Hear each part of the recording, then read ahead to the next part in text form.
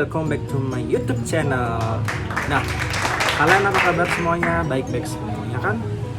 Semoga selalu dalam keadaan sehat walafiat. Oke, dalam kondisi COVID-19 ini harapannya kita selalu dalam keadaan sehat walafiat juga. Buat kalian semua harus selalu jaga kesehatan dan jangan lupa memakai masker ketika kalian hendak bepergian keluar rumah. Dan jangan lupa untuk tidak kumpul-kumpul atau berkumpul dengan orang-orang banyak. Jadi kalian you have to stay at home aja sih daripada kumpul dengan orang banyak. Tapi kalau ada hal yang memang kalian perlu keluar, perlu ada urgensi buat keluar dari rumah, tetap jangan lupa pakai masker. Okay?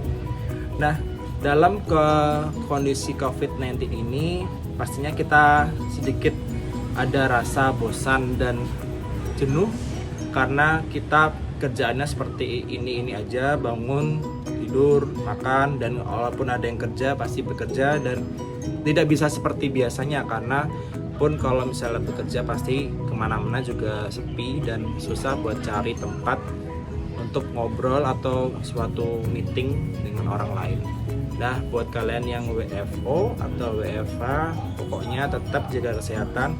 Jangan lupa makan makanan yang bergizi dan jangan lupa banyak minum air putih, gitu aja. Nah, untuk tetap kita saling memberi manfaat dan pada kesempatan sore ini aku akan sedikit sharing dan sedikit memberikan suatu ilmu pengetahuan tentang manajemen sumber daya manusia.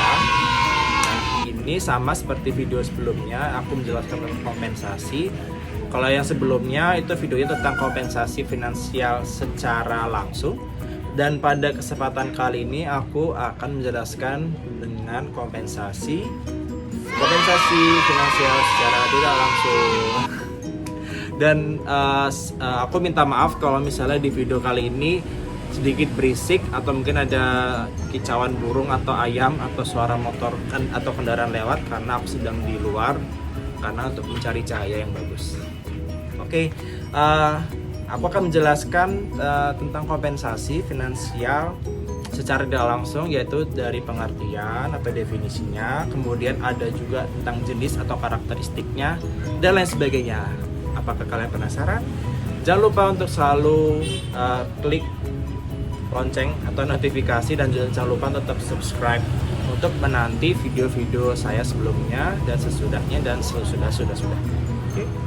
Oke, tetap stay tune. Sama seperti video sebelumnya, materi kali ini aku juga bersumber dari referensi buku Human Resource Management 14th Edition karya Erwin Mondi dan Joseph J. Martocchio terbitan Pearson. Oke. Nah, kompensasi itu sebenarnya ada dua. Nah, pemberian kompensasi finansial merupakan salah satu fungsi pelaksana manajemen sumber daya manusia yang berhubungan dengan pemberian penghargaan sebagai pertukaran dalam membagi tugas dalam perusahaan. Nah, pemberian kompensasi finansial ini merupakan hal yang sangat penting karena dalam memajukan perusahaannya itu pasti karyawan itu hendak melakukan suatu hal yang baik, bekerja dengan baik dan giat karena memiliki satu tujuan, yaitu agar karyawan tersebut pastinya nantinya oleh perusahaan akan diberikan kompensasi yang layak untuk kehidupan karyawan tersebut. Nah, dengan adanya balas jasa yang adil dari perusahaan dan karyawannya, itu karyawan akan sangat termotivasi untuk selalu giat dan tekun dalam bekerja di perusahaan tersebut. Nah, kalian tahu kompensasi finansial itu dibagi menjadi dua. Nah, itu yang pertama yaitu kompensasi finansial langsung, dan yang kedua adalah kompensasi finansial secara tidak langsung. Nah, sedangkan definisinya kalau kompensasi finansial langsung itu terdiri dari gaji, upah, komisi, dan bonus. Kalau kompensasi finansial tidak langsung disebut juga sebagai tunjangan. Kalian tahu kan tunjangan itu apa? Nah, tunjangan itu semua yang meliputi imbalan finansial yang tidak tercakup dalam kompensasi finansial secara langsung. Kita akan membahas 3 poin utama, yaitu yang pertama tentang definisi atau yang kalian pasti tahu pengertian dari kompensasi finansial secara tidak langsung. Yang kedua yaitu jenis-jenis dan karakteristik dari kompensasi finansial secara tidak langsung. Yang ketiga yaitu adalah contoh dari jenis-jenis kompensasi finansial secara tidak langsung. Oke, jadi yang pertama yaitu tentang pemahaman kompensasi finansial secara tidak langsung. Nah, apa sih yang membedakan antara kompensasi finansial secara langsung sedangkan kompensasi finansial secara tidak langsung? Oke, jadi yang membedakan antara keduanya ini adalah dalam media pemberiannya. Jadi media pemberian dari kompensasi finansial langsung itu seperti apa, sedangkan media pemberian kalau kompensasi finansial secara tidak langsung itu seperti apa. Nah, jika kompensasi finansial secara langsung itu wujudnya berupa uang tunai, jadi uang tunai gitu, biasanya uangnya cash, baik diberikan secara dari gaji, upah, komisi atau bonus, jadi ada 4 itu, tapi dalam bentuk uang tunai. Nah, biasanya kalau nggak uang tunai biasanya juga transfer sih, yang penting itu adalah uang tunai seperti itu. Nah, itu biasanya diberikan secara langsung oleh perusahaan tersebut kepada karyawannya. Nah, sedangkan kompensasi finansial secara tidak langsung memang bentuknya juga sama-sama uang tunai sih, cuman dia media pemberiannya itu tidak diberikan langsung dari perusahaan langsung ke karyawan tersebut. Nah, kenapa demikian? Kompensasi finansial secara tidak langsung itu diberikan tidak secara langsung dari perusahaan kepada karyawannya. Nah, itu karena pemberiannya dilakukan melalui pihak ketiga. Jadi ada orang lain nih di luar sana yang membantu perusahaan memberikan kompensasi tersebut kepada karyawan-karyawannya. Nah, ini membuat orang ketiga atau pihak luar itu harus bekerja sama dengan perusahaan tersebut. Nah, alasan kenapa perusahaan itu membutuhkan atau menggaet pihak luar dalam urusan kompensasi tersebut? Nah, alasannya karena perusahaan itu tentu dong nggak bisa berdiri sendiri, karena perusahaan itu pasti harus bekerja sama dengan pihak lain atau perusahaan lain yang bisa membantu dalam memberikan kompensasi tersebut. Nah, namanya itu adalah kompensasi finansial secara tidak langsung. Dan pastinya setiap perusahaan itu mempunyai kelebihan dan kekurangan masing-masing. Jadi ketika perusahaan A ini mempunyai kekurangan seperti ini, dan itu pasti berbeda dengan kekurangan perusahaan B. Sebaliknya juga ketika perusahaan A itu memiliki kelebihan seperti ini, dan itu tentu juga belum sama dengan perusahaan yang A juga gitu. Nah, dengan perusahaan itu memiliki kelebihan dan kekurangan masing-masing dan berbeda-beda dengan perusahaan lainnya, itu membuat pihak lain atau perusahaan lain yang hendak bekerja sama itu berbondong-bondong nih bagaimana cara bisa bekerja sama dengan perusahaan tersebut.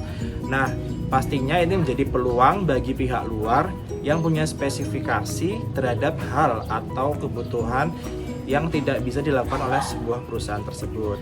Jadi mereka menunjukkan performa masing-masing, keunggulan masing-masing pihak luar tersebut kepada perusahaan ini yang membutuhkan pemberian kompensasi kepada karyawannya, sehingga perusahaan itu bisa tertarik dan ingin bekerja sama dengan pihak luar tersebut. Nah, kerjasama ini menimbulkan suatu simbiosis mutualisme. Nah, simbiosis mutualisme ini yaitu adalah intinya kedua belah pihak sama-sama mendapatkan untung. Nah, karena kerjasama kedua belah pihak antara perusahaan dengan pihak luar tersebut itu menimbulkan simbiosis mutualisme, nah dari perusahaan pastinya tentu membantu sekali dalam pemenuhan pemeliharaan karyawan pada aspek kompensasi finansial tersebut. Nah, sedangkan dari pihak luar yang sana itu selain dapat bekerja sama dengan perusahaan tersebut, itu dapat bekerja dalam pemenuhan kebutuhan perusahaannya juga, dan juga dapat berinovasi dan meningkatkan kualitasnya sehingga meningkatkan citra baik di masyarakat. Nah, kita ambil contoh misal di perusahaan A. Perusahaan A ini bergerak di bidang konstruksi atau biasa disebut dengan kontraktor seperti itu. Nah, biasanya kalau di perusahaan konstruksi itu pasti dia akan bekerja di luar atau di lapangan atau di proyek yang pastinya itu memiliki risiko kecelakaan kerja yang cukup tinggi juga. Makanya perusahaan itu pasti mempunyai dana yang lebih untuk memadai dalam menanggulangi resiko kecelakaan kerja tersebut terhadap karyawannya, sehingga perlu juga direncanakan untuk dibuat jaminan kecelakaan kerja.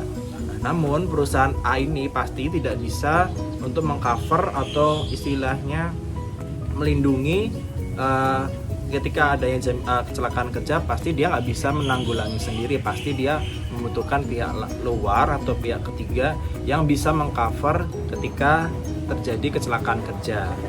Nah, sehingga perusahaan itu pastinya nantinya dia akan melakukan survei di sekitar perusahaan apa yang bisa mengcover di perusahaan tersebut dalam kecelakaan kerjanya, sehingga didapatkan suatu perusahaan C, misal perusahaan B lah atau perusahaan C terserah, itu yang notabene adalah perusahaan yang fokus pada pengaturan dan pemberian jaminan kerja karyawan yang sudah sangat terkenal atau mungkin sudah familiar di perusahaan-perusahaan lainnya.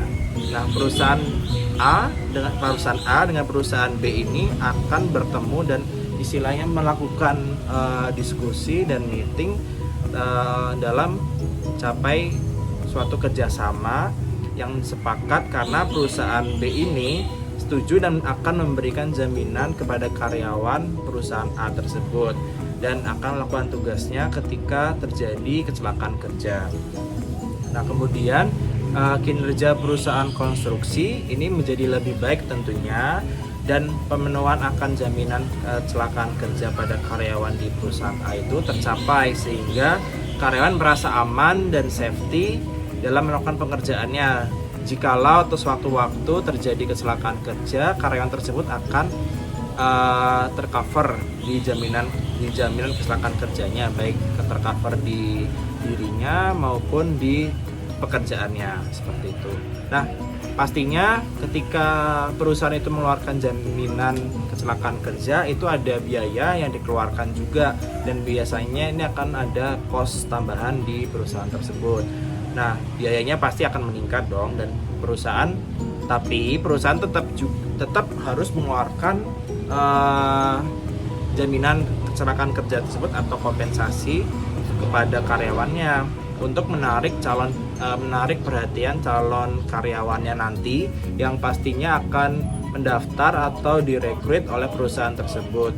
Nah, selain itu juga untuk mempertahankan karyawan yang bekerja di perusahaan tersebut supaya tetap loyal dan memiliki kualitas tinggi dalam bekerja. Selain itu, di definisinya juga kompensasi finansial secara tidak langsung itu atau biasa dikenal tunjangan bagi karyawan itu pastinya adalah suatu pendorong terpenting kedua dari kepuasan kinerja yang berada tepat di bawah keamanan kerja. Nah, tadi kan sudah aku jelaskan tentang pengertian atau definisi dari kompensasi finansial dan kompensasi finansial secara tidak langsung. Nah, di sini selanjutnya aku akan menjelaskan tentang jenis dan karakteristiknya dari kompensasi finansial secara tidak langsung dan serta contohnya ya. Nah, secara garis besar ada dua pengelompokan mengenai kompensasi finansial tidak langsung, yaitu pertama ada legally required benefits dan discretionary benefits. Nah, yang pertama ada legally required benefit. Nah, di sini legally required benefit merupakan manfaat yang diberikan secara wajib dan mempunyai kekuatan hukum. Jadi di sini perusahaan wajib hukumnya dalam memberikan tunjangan di luar kompensasi finansial secara langsung dalam kaitannya pemenuhan kebutuhan karyawan itu sendiri. Nah, di sini legally required benefit terbagi menjadi beberapa jenis, yaitu ada 4. Nah, yang pertama yaitu adalah social security atau jaminan sosial. Yang kedua yaitu unemployment compensation atau kompensasi untuk pengangguran. Yang Yang ketiga yaitu workers compensation atau kompensasi untuk pekerja perusahaan tersebut. Nah, yang keempat yaitu adalah family and medical leave atau cuti keluarga dan medis. Aku akan bahas satu persatu. Dari pertama yaitu social security atau jaminan sosial. Nah, jaminan sosial itu merupakan salah satu bentuk perlindungan sosial yang diselenggarakan oleh negara guna menjamin warga negaranya untuk memenuhi kebutuhan hidup dasar yang layak, dan sebagaimana yang diutarakan dalam deklarasi PBB tentang HAM hak asasi manusia tahun 1948 dan konvensi ILO nomor 102 tahun 1952. Nah, fokus utamanya dari social security atau jaminan sosial ini adalah sebuah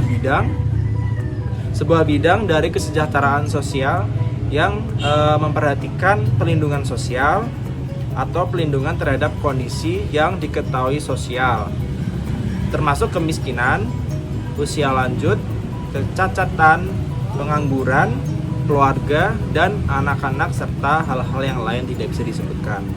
Nah, jenis jaminan sosial ini dapat dibagi lagi menjadi ke dalam beberapa bagian. Yang pertama yaitu jaminan kecelakaan penumpang.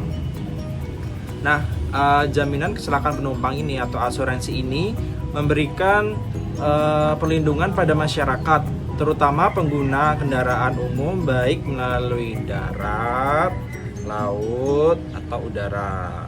Oke. Nah, contohnya di Indonesia ini lembaga yang menangani asuransi kecelakaan penumpang adalah Jasa Raja. Kalian pasti tahu kan Jasa Raja itu perusahaan apa? Dan pasti familiar dong Jasa Raja itu. Nah, hal tersebut sudah diatur dalam Undang-Undang Nomor 33 Tahun 1964 tentang dana pertanggungan wajib kecelakaan dan Undang-Undang Nomor 34 Tahun 1964 tentang dana kecelakaan lalu lintas. Nah, kedua undang-undang tersebut mengatur jaminan kecelakaan penumpang tersebut. Nah, dari undang-undang tersebut, setiap orang yang mengalami kecelakaan baik di darat, laut maupun di udara berhak menerima jaminan dari badan penyelenggara tersebut, yaitu Jasara Harja. Nah, asuransi sosial ini memberikan perlindungan pada masyarakat atas timbulnya gangguan kesehatan.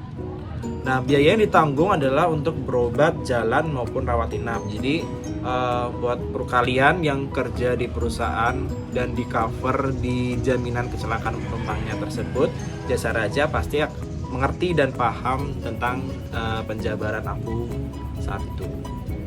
Nah, yang kedua yaitu adalah jaminan hari tua. Layanan ini memberikan pelindungan jaminan hari tua pada para pekerja yang telah mencapai usia tertentu atau sudah bekerja pada masa tertentu. Nah, biasanya sih ini yang udah lanjut usia, orang-orang yang udah istilahnya senior atau udah lama bekerja di perusahaan tersebut.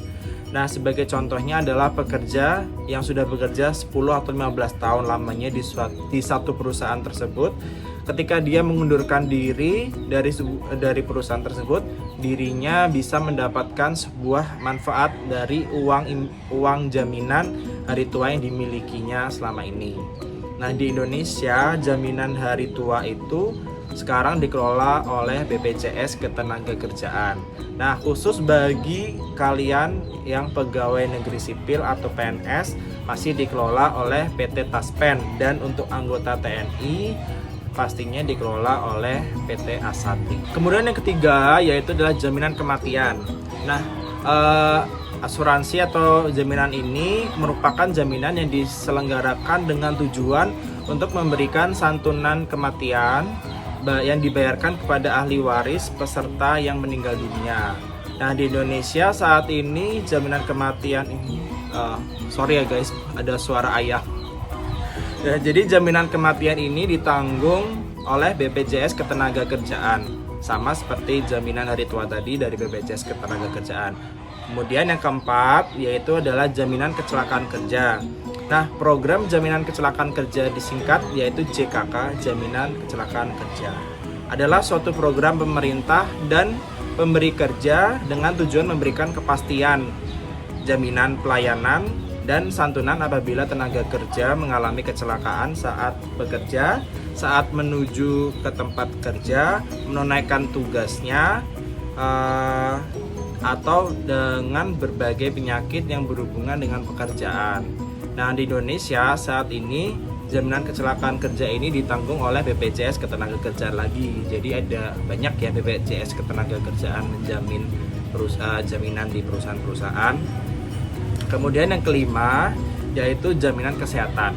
Nah, jaminan kesehatan adalah program jaminan sosial yang diselenggarakan secara nasional atau menyeluruh berdasarkan prinsip asuransi sosial dan prinsip ekuitas dengan tujuan menjamin agar peserta memperoleh manfaat pemeliharaan kesehatan dan perlindungan dalam memenuhi kebutuhan dasar kesehatannya. Nah, di Indonesia saat ini jaminan kesehatan ditanggung oleh BPJS Kesehatan lagi dong teman-teman. Kemudian yang keenam yaitu adalah program jaminan pensiun atau disingkat dengan program PJP. Jaminan pensiun adalah pembayaran berkala jangka panjang sebagai substitusi dari penurunan atau hilangnya penghasilan karena peserta mencapai usia tua atau pensiun. Nah, atau mengalami cacat total permanen atau meninggal dunia. Nah, karakteristiknya adalah diselenggarakan secara nasional atau menyeluruh berdasarkan prinsip asuransi sosial atau tabungan wajib dan manfaat pasti. Nah, kepesertaan perorangan dan manfaat berupa uang tunai yang dibayarkan setiap bulan. Nah, di Indonesia saat ini jaminan pensiun ini ditanggung oleh BPJS Ketenagakerjaan lagi. Kemudian masuk ke jenis yang kedua yaitu unemployment compensation atau kompensasi untuk pengangguran. Nah, di sini unemployment compensation diartikan sebagai program pemberian tunjangan yang tujuannya adalah memberikan waktu kepada pekerja yang menganggur untuk menemukan pekerjaan baru yang setara dengan yang hilang tanpa menderita kesulitan keuangan. Nah, tanpa tunjangan ini, biasanya pekerja mungkin harus mengambil pekerjaan yang mereka terlalu memenuhi syarat atau berakhir dengan kesejahteraan. Nah, namun kompensasi pengangguran juga berfungsi untuk mempertahankan pengeluaran konsumen selama periode penyesuaian ekonomi.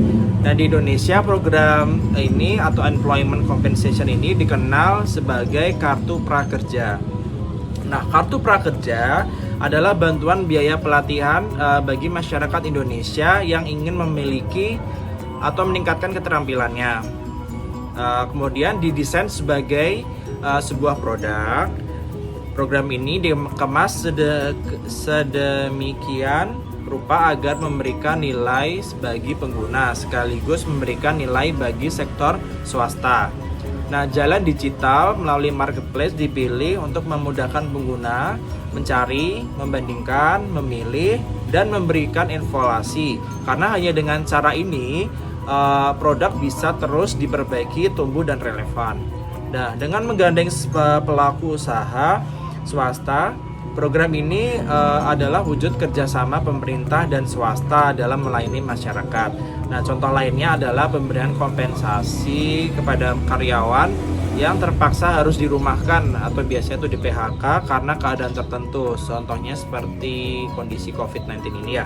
Nah, misalnya perusahaan itu atau selain COVID-19 yaitu tentang krisis ekonomi atau perusahaan bangkrut. Nah, di mana pemberian kompensasi jenis ini dapat menjamin karyawan untuk dapat survive atau bertahan hidup di dalam kondisi hidupnya di tengah usahanya dalam menemukan pekerjaan baru. Jadi selama dia masih nganggur mencari pekerjaan baru, biasanya perusahaan yang merumahkan karyawan tersebut, itu biasanya akan memberikan jaminan tersebut. Atau jika dalam kondisi dapat pulih, karyawan dapat bekerja kembali secara normal di perusahaan tersebut. Yang ketiga yaitu adalah workers compensation atau kompensasi untuk pekerja. Nah, kompensasi pekerja ini memberikan tingkat perlindungan finansial bagi karyawan yang mengeluarkan biaya akibat kecelakaan atau penyakit terkait pekerjaan dalam bentuk pertanggungan biaya rehabilitasi dan penggantian pendapatan sementara atau permanen sebagian berdasarkan tingkat keparahan. Jadi tingkat keparahan yang dampak dari kecelakaan kerja atau apapun itu, nah itu yang akan diberikan kompensasi untuk pekerja. Nah, contoh yang kita bisa ambil yaitu contohnya adalah asuransi. Nah, asuransi merupakan suatu lembaga keuangan karena melalui asuransi dapat dihimpun dana besar yang dapat digunakan untuk membiayai pembangunan di samping bermanfaat bagi masyarakat yang berpartisipasi dalam bisnis asuransi, serta asuransi itu juga bertujuan untuk memberikan perlindungan atau proteksi atas kerugian keuangan financial loss yang ditimbulkan oleh peristiwa yang tidak terduga sebelumnya atau fortuitous event. Nah, selain itu contohnya adalah jaminan sosial yang sudah dijelaskan di awal video. Nah, pemberian asuransi atau jaminan sosial kepada karyawan ini sebagai pertanggungan biaya bagi karyawan yang mengeluarkan biaya secara pribadi saat melakukan penanganan ketika terjadi kecelakaan kerja ataupun mengalami sakit pada saat bekerja. Nah, biaya penggantian tersebut sepenuhnya menjadi kewajiban perusahaan. Jadi biasanya istilahnya adalah reimburse. Reimburse itu jadi ketika karyawan mengalami kecelakaan atau mungkin dia istilahnya ke rumah sakit, nah dia bisa membiayai sendiri dulu, kemudian bisa diajukan atau di reimburse ke perusahaan. Nah, kemudian faktor-faktor seperti pengusaha membayar seluruh biaya asuransi, kompensasi pekerja, dan pengalaman masa lalu mereka dengan kecelakaan dan penyakit terkait pekerjaan sangat menentukan biaya premi mereka. Keadaan ini harus memberikan dorongan lebih lanjut kepada pengusaha untuk proaktif dengan program kesehatan dan keselamatan. Yang keempat yaitu adalah family and medical leave atau cuti keluarga dan medis. Nah, cuti ini masuk ke dalam kategori cuti berbayar, di mana cuti berbayar itu merupakan jenis cuti di mana perusahaan memiliki tanggung jawab untuk tetap membayar gaji atau upah kepada karyawan walaupun karyawan tersebut mengambil cuti karena alasan tertentu. Nah, untuk penggolongan cuti keluarga adalah karyawan menikah atau cuti selama 3 hari, yaitu atau menikahkan anak itu cuti selama 2 hari, acara kekeluargaan atau ibadah masing-masing itu selama 1 hari cutinya. Kemudian istri melahirkan atau mengalami keguguran yaitu cuti selama 2 hari, dan keluarga inti suami, istri, orang tua, mertua, anak, menantu dan sebagainya itu meninggal dunia itu cuti selama 2 hari.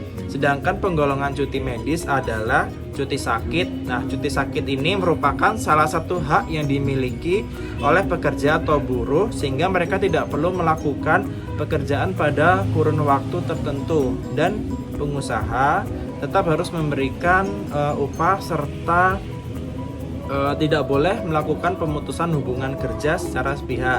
Nah, dengan skema sebagai berikut, yaitu untuk 4 bulan pertama dibayar 100% dari upah. Kemudian untuk 4 bulan kedua itu dibayar 75% dari upah. Kemudian untuk 4 bulan ketiga itu dibayar 50% dari upah, dan untuk bulan selanjutnya dibayarkan 20% dari upah sebelum pemutusan hubungan kerja dilakukan oleh pengusaha. Nah, cuti karena haid atau menstruasi itu berlaku 2 hari. Cuti karena sedang mengandung atau hamil itu waktu cuti 1,5 bulan sebelum kelahiran dan 1,5 bulan setelah kelahiran. Jadi kira-kira 3 bulan cuti ya. Kemudian itu tadi adalah mengenai legally required benefit yang terbagi menjadi beberapa jenis. Kemudian selanjutnya yaitu akan masuk ke bagian kedua, yaitu discretionary benefits. Nah, discretionary benefits atau tunjangan diskresioner adalah tunjangan yang tidak terikat kepada target pencapaian formal, atau dengan kata lain bonus yang diberikan ke karyawan tergantung dari kebijakan perusahaan itu sendiri. Nah, di sini discretionary benefits terbagi menjadi beberapa jenis, yaitu yang dibagi menjadi 7. Oke. Yang pertama yaitu adalah paid time off atau gaji cuti. Yang kedua yaitu healthcare atau layanan kesehatan. Yang ketiga yaitu life insurance atau asuransi jiwa. Yang keempat yaitu retirement plans atau rencana pensiun. Yang kelima yaitu employee stock option plans atau rencana kepemilikan saham karyawan. Yang keenam yaitu employee service atau layanan karyawan. Dan terakhir yang ketujuh adalah premium pay atau pembayaran premium ekstra. Nah, yang pertama aku akan jelaskan satu persatu dari paid time off sampai dengan premium pay. Nah, yang pertama yaitu paid time off atau gaji cuti, yaitu adalah sebuah kebijakan yang menyediakan bayaran kepada karyawan yang jatuh sakit, liburan, dan menjalani kegiatan pribadi yang boleh dipakai sebagai peningkatan kebutuhan atau keinginan. Nah, kebijakan tersebut biasanya diberlakukan di Amerika Serikat, di mana tak ada persyaratan hukum federal untuk jumlah minimum dari bayaran hari-hari liburan. Nah, dalam memberikan pembayaran untuk waktu yang tidak bekerja, pengusaha mengakui bahwa karyawan memerlukan waktu di luar waktu pekerjaan untuk berbagai keperluan. Contohnya adalah pembayaran untuk cuti liburan, pembayaran untuk cuti sakit, cuti panjang, dan bentuk cuti lainnya. Kemudian aku jelaskan yang pertama yaitu cuti liburan tadi. Waktu liburan melayani tujuan kompensasi yang penting. Misalnya itu liburan berbayar membantu pekerja menjadi lebih kreatif dan produktif, mengurangi stres tentunya, dan juga mendekatkan keluarga dan teman-temannya, dan serta meningkatkan kinerja pekerjaan. Nah, mereka juga dapat mendorong karyawan untuk tetap bersama di perusahaan atau loyal dengan perusahaan. Nah, waktu liburan berbayar biasanya meningkat seiring dengan senioritas. Misalnya karyawan dengan masa kerja 1 tahun mungkin menerima 2 minggu, sedangkan yang bekerja 10 tahun itu 3 minggu, sedangkan yang bekerja 15 tahun bisa 4 minggu. Jadi dia ada beberapa grade atau level yang berbeda-beda. Kemudian yang kedua yaitu adalah cuti panjang atau sementara. Nah, ini dapat digolongkan cuti besar atau disebut juga istirahat panjang. Istirahat panjang ini diperlukan atau diperuntukkan bagi yang loyal bekerja selama bertahun-tahun di perusahaan yang sama. Namun tidak semua perusahaan memberikan cuti besar kepada karyawannya. Cuti besar hanya dilaksanakan oleh perusahaan-perusahaan tertentu saja. Setelah memiliki masa kerja selama 6 tahun, pekerja berhak mendapatkan cuti besar atau istirahat panjang yang dapat mengajukan istirahat. Biasanya untuk dapat mengajukan istirahat panjang pada tahun ke-7 atau tahun ke-8 masing-masing 1 bulan. Nah, apabila tidak mengajukan cuti besar selama 6 bulan setelah hak istirahat panjang itu timbul, maka hak karyawan tersebut dinyatakan atau dianggap gugur karena tidak digunakan. Kemudian yang ketiga yaitu adalah cuti tahunan. Cuti tahunan merupakan cuti yang diberikan kepada tenaga kerja oleh instansi yang dapat digunakan sesuai kondisi dan keperluan tenaga kerja. Nah, setiap hari tenaga kerja berhak mendapatkan 1 hari cuti dalam sebulan atau 12 hari dalam setahun. Namun instansi atau perusahaan berwenang juga untuk menolak permintaan cuti karyawan tersebut yang belum genap 1 tahun bekerja. Nah, apabila perusahaan bersedia memberikan izin cuti tersebut, maka hal ini disebut sebagai cuti di luar tanggungan, dan instansi atau perusahaan dapat memotong gaji tenaga tersebut. Halo, karena tadi udah menjelang maghrib, jadi aku pindah ke kamar. buat melanjutkan take videonya. Oke, tadi udah aku jelaskan di cuti tahunan. Nah, itu tadi aku jelaskan bahwa apabila perusahaan itu bersedia memberikan izin cuti, hal ini disebut sebagai cuti di luar tanggungan, dan instansi atau perusahaan dapat memotong gaji tenaga kerja tersebut secara prorata sesuai dengan jumlah ketidakhadirannya. Nah, namun itu balik lagi ke perusahaan. Jadi itu kembali lagi ke perusahaan itu dia akan memberikan jaminan tersebut atau tidak, seperti itu. Nah, karena setiap perusahaan punya regulasi cuti tahunan yang berbeda-beda.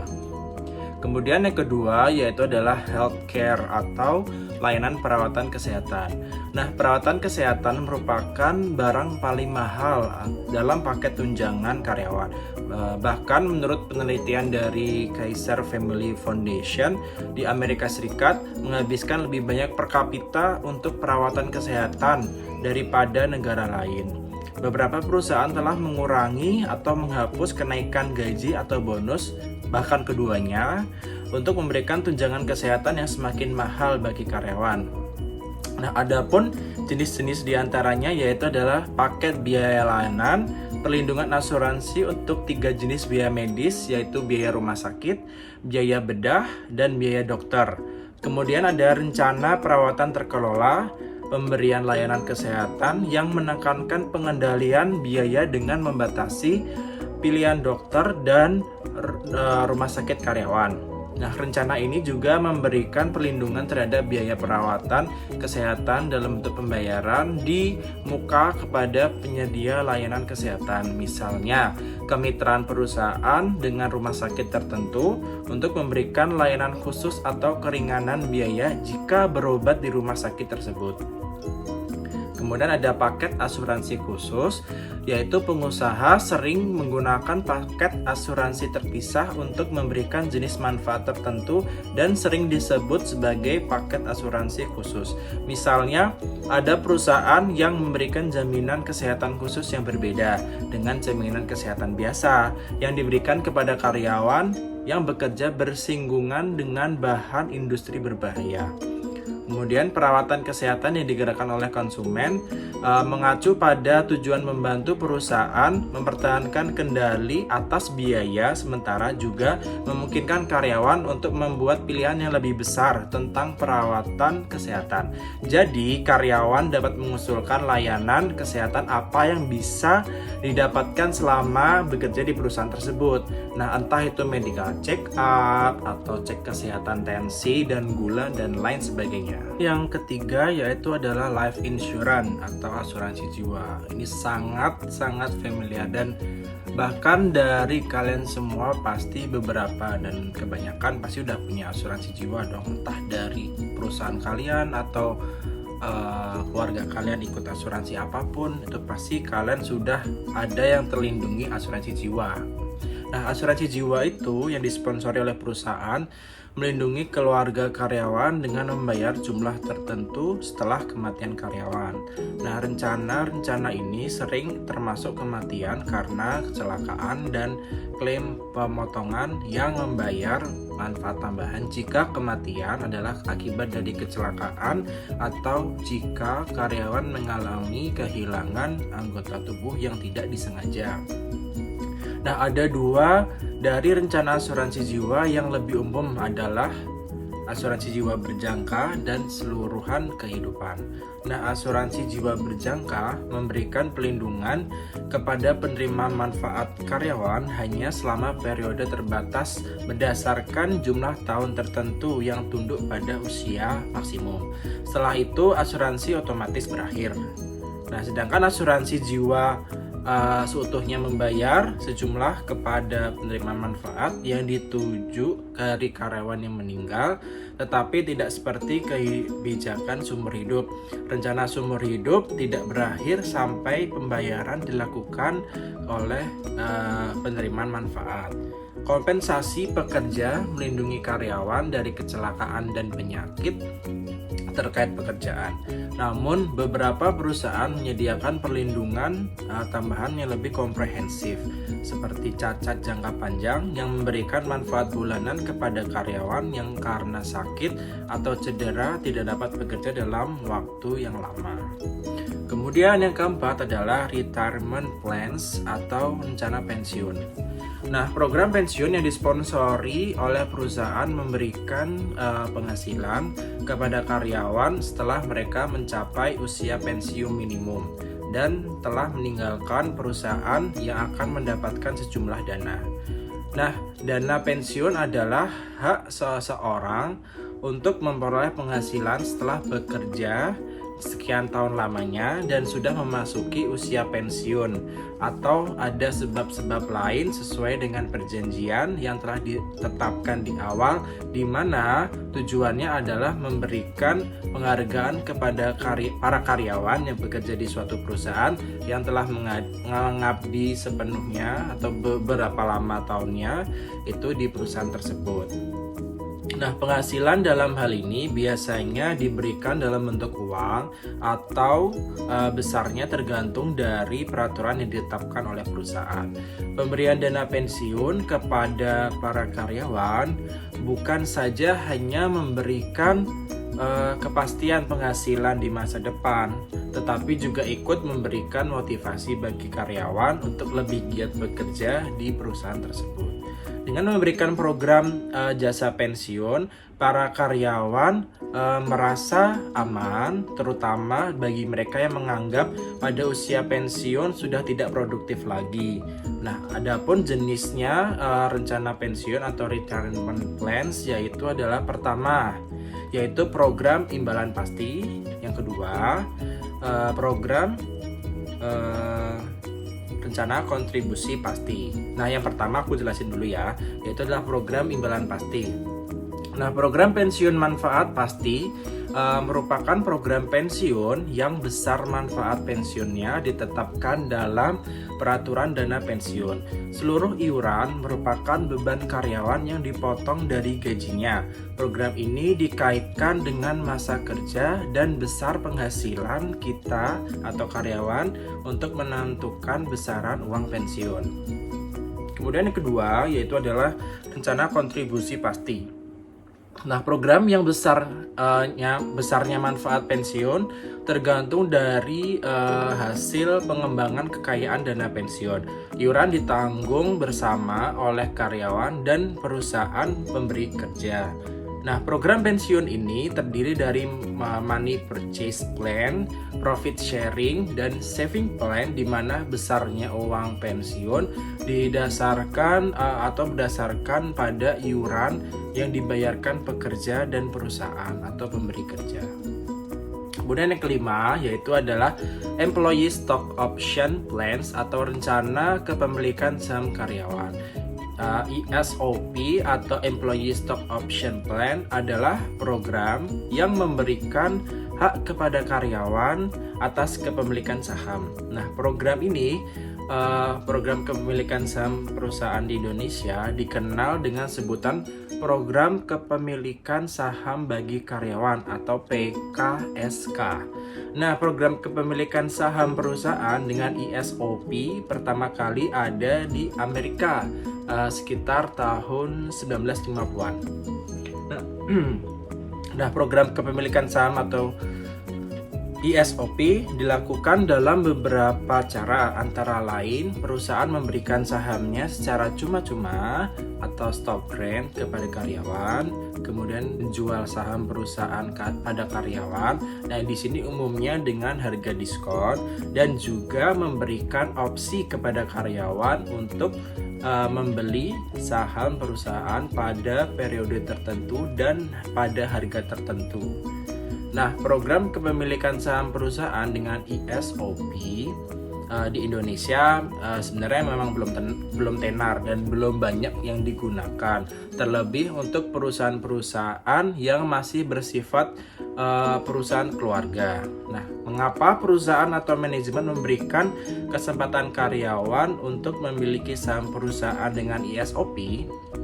Nah, tentunya jawabannya karena dapat digunakan sebagai bentuk penghargaan kepada karyawan dan mampu mempertahankan karyawan yang berkualitas dong. Nah, alias meminimalisasi ya, itu keluar masuknya karyawan atau turnover karyawan. Nah, karyawan yang memiliki saham perusahaan cenderung akan memiliki rasa memiliki dan akhirnya menimbulkan semangat dalam bekerja. Contohnya adalah berupa lembar saham, kemudian surat berharga, dan aset dengan nilai jaminan tertentu. Kemudian yang keenam adalah employee service atau layanan karyawan. Nah, layanan karyawan atau employee service adalah fungsi pemeliharaan karyawan menyangkut kegiatan untuk memelihara kondisi fisik dan mental para karyawan. Nah, kondisi fisik dan mental yang baik akan diciptakan oleh penarikan karyawan yang baik pula, pengembangan, pemberian kompensasi dan integrasi, dan dilanjutkan dengan pemeliharaannya. Nah, di samping itu kita perlu memberikan perhatian khusus terhadap usaha-usaha untuk memelihara kesehatan dan sikap karyawan. Program keselamatan dan kesehatan kerja dimaksudkan untuk memelihara kondisi fisik karyawan, sedangkan program pelayanan karyawan membantu memelihara semangat atau moral dari karyawan tersebut. Banyak istilah yang dipergunakan untuk program pelayanan karyawan. Ada yang menggunakan istilah jaminan sosial, ada yang menggunakan istilah program kesejahteraan karyawan, dan lain sebagainya. Nah, ini merupakan elemen yang paling khas dan biasanya menjadi ciri khas suatu perusahaan itu sendiri. Nah, meningkatkan perhatian pengusaha terhadap masalah kesejahteraan karyawannya dikarenakan faktor-faktor sebagai berikut. Yang pertama yaitu adalah perubahan sikap para karyawan yang disebabkan terutama oleh makin meningkatnya taraf pendidikan mereka. Kemudian yang kedua yaitu adalah permintaan dari organisasi buruh. Nah, permintaan dari pemerintah yang diwujudkan dalam bentuk undang-undang atau peraturan-peraturan. Kemudian yang keempat yaitu adalah persaingan yang semakin erat atau ketat yang mengakibatkan para pengusaha harus berusaha untuk memberikan berbagai jenis jaminan agar para karyawan betah, dan tentunya adanya pengawasan terhadap tingkat upah terutama dari asosiasi para pengusaha untuk mencegah persaingan dalam hal pemberian upah. Kemudian manfaat yang diperoleh dari diselenggarakannya program kesejahteraan karyawan adalah pertama yaitu penarikan tenaga kerja yang lebih efektif. Yang kedua, perbaikan semangat dan kesetiaan karyawan. Yang ketiga, penurunan tingkat absensi dan perputaran tenaga kerja. Yang keempat, perbaikan hubungan masyarakat. Yang kelima, pengurangan pengaruh organisasi buruh baik yang telah ada maupun yang potensial. Kemudian yang terakhir, pengurangan campur tangan pemerintah dalam organisasi. Kemudian adapun contoh dari pemberian layanan karyawan adalah yaitu adanya kantin atau kafetaria di perusahaan tersebut, kemudian untuk konsumsi pekerja, kemudian ada beasiswa pendidikan yang diberikan untuk tanggungan, kemudian adanya perumahan yang khusus untuk karyawan, kemudian adanya pengembangan karir seperti seminar, pelatihan, dan pendidikan yang diselenggarakan langsung oleh perusahaan khususnya untuk meningkatkan skill di karyawan tersebut. Kemudian ada komunitas karyawan seperti perkumpulan yang fungsinya pastinya untuk mempererat hubungan antar rekan kerja di kantor tersebut. Kemudian ada juga fasilitas seperti kerjasama dengan toko atau adanya koperasi kantor. Dan juga dari beberapa perusahaan pastinya ada fasilitas kesehatan seperti perusahaan-perusahaan yang cukup besar biasanya ada klinik atau layanan kesehatan, layanan cek kesehatan, dan juga ada cek tensi. Dan untuk beberapa perusahaan yang cukup estetik atau yang keren dan istilahnya milenial, biasanya ada creative space di mana itu tempat karyawan untuk bebas berekspresi, baik untuk acara kantor, formal atau informal. Jadi untuk biasanya untuk meeting atau mungkin ada konferensi apapun kecil-kecilan, biasanya menggunakan creative space tersebut. Kemudian ada juga kendaraan operasional yang bisa digunakan oleh karyawan untuk memudahkan memobilisasi segala kegiatan kantor untuk keluar kantor. Dan juga adanya ruangan kerja yang bersih dan nyaman pastinya, itu juga sesuai standar dengan dimana kursinya harus oke, kemudian posisi komputer atau PC juga harus oke, supaya ketika karyawan itu bekerja tidak membuat dirinya capek atau sedikit sakit di tulang belakang. Maka harus dibuat ruang kerja yang oke dan sesuai standar yang ada, serta mampu memudahkan memobilisasi pekerjaan. Dan tentunya adanya gedung operasional, tempat karyawan bekerja dengan nyaman dan aman, dengan adanya seperti security ataupun suasana atau ruangan yang nyaman lah pokoknya, dengan adanya AC yang bikin itu suasananya dingin, dan pastinya adanya parfum dan lain sebagainya yang membuat ruangan bekerja atau gedung operasional itu terlihat oke. Kemudian juga ada fasilitas parkir khusus karyawan, dan itu biasanya untuk memudahkan karyawan memarkirkan kendaraannya. Jadi apabila karyawannya cukup banyak, biasanya perusahaan itu akan memikirkan lahan parkir untuk karyawannya, terutama bagi karyawan yang menggunakan kendaraan roda 4, itu pasti membutuhkan space yang sangat banyak dan besar. Kemudian ada juga untuk membership, itu untuk tempat tertentu dengan kerjasama dan adanya bimbingan konseling. Itu adalah layanan untuk karyawan dapat bercerita atau berbagi unek-unek untuk mencari solusi, dan biasanya bimbingan konseling itu membutuhkan dari karyawan atau divisi dari yang biasa dari psikologi. Bukan hanya untuk bimbingan konseling, ada juga itu ya adalah kemudahan administrasi tentunya, yaitu pembayaran atau penerimaan yang dipermudah tanpa proses yang ribet. Kemudian ada ini yang terakhir yang sangat-sangat didambakan oleh para karyawan di perusahaan, yaitu adalah rekreasi atau vacation atau mungkin liburan sekantor bersama. Itu kemana-mana itu biasanya sangat ditunggu-tunggu oleh para karyawan, terutama di akhir-akhir pekan atau mungkin di hari-hari tertentu.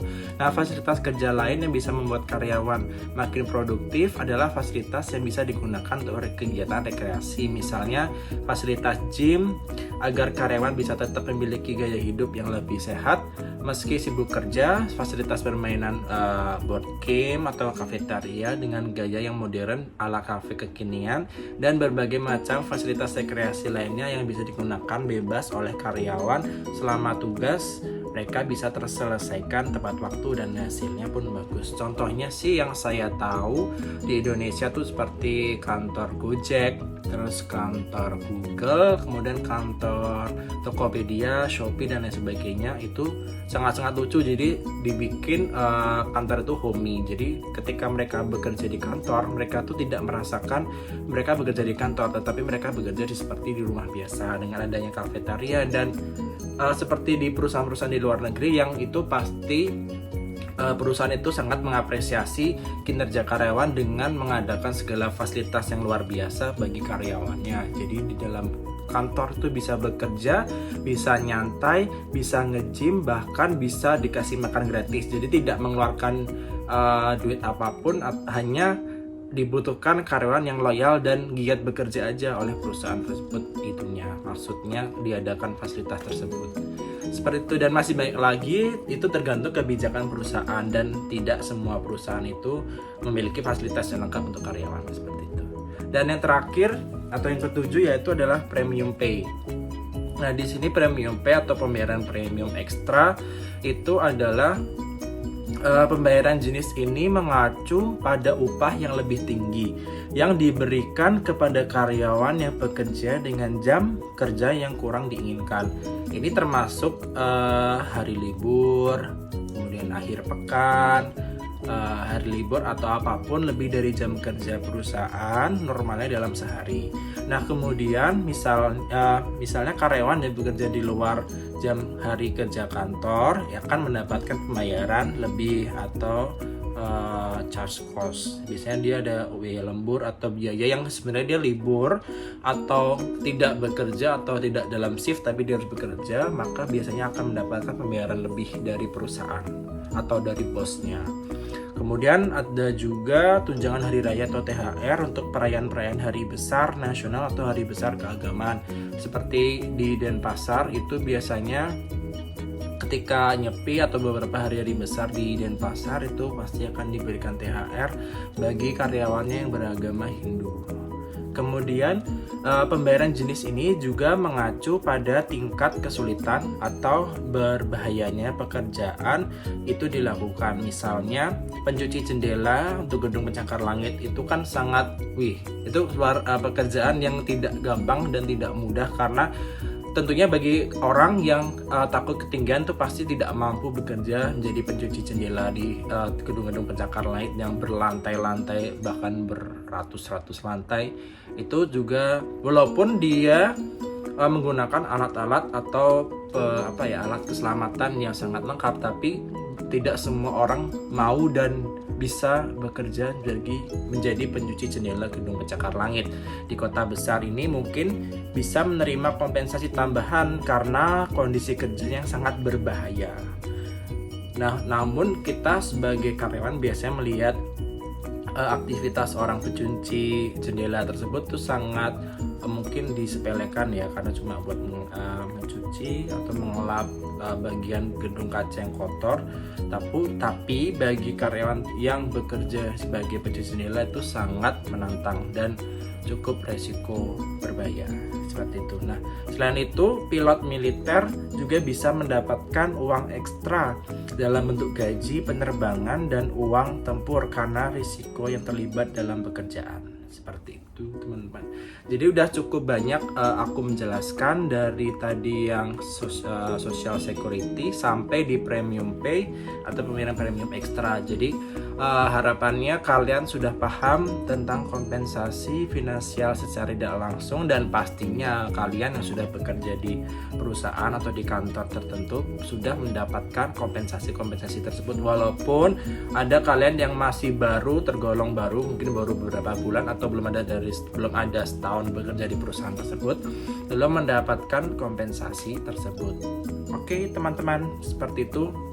Harapannya itu bisa menjadi gambaran atau pengetahuan bagi kalian yang mungkin belum terlalu paham atau taunya kompensasi cuma satu aja, ternyata kompensasi itu banyak banget dari sisi dari asuransi dan lain sebagainya. Nah, dari penjelasan yang sudah saya sampaikan tadi, sekarang jadi kita lebih tahu bahwa kompensasi finansial tidak langsung itu meliputi program yang berkaitan dengan proteksi seperti asuransi jiwa, asuransi kesehatan, asuransi ketenagakerjaan, simpanan pensiun, lalu upah di luar waktu kerja seperti upah lembur, cuti tahunan, dan cuti hamil, serta berbagai fasilitas yang dapat diakses seperti kendaraan, ruangan, gedung, dan tempat parkir. Jadi kompensasi mempunyai tujuan yang sangat penting bagi perkembangan suatu perusahaan, karena tanpa adanya kompensasi perusahaan tersebut tentunya tidak akan berkembang. Oke, jadi aku